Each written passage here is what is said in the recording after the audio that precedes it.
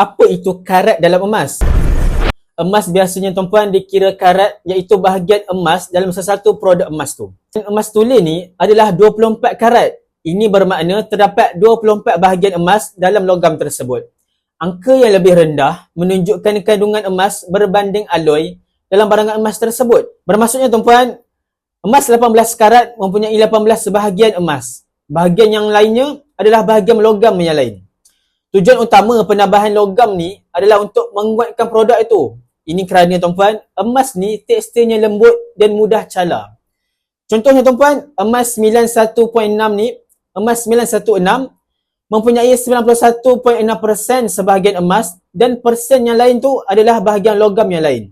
Bagi tuan-puan yang belum ada lagi akaun Emasgate macam ni, dalam akaun ni kita boleh simpan emas rendah RM100 dan tuan-puan boleh keluarkan emas fizikal pegang dekat tangan macam ni. Klik link di bio, saya akan bantu tuan-puan dengan sebaiknya. Jadi tuan-puan boleh follow saya untuk lebih banyak ilmu emas dan kewangan.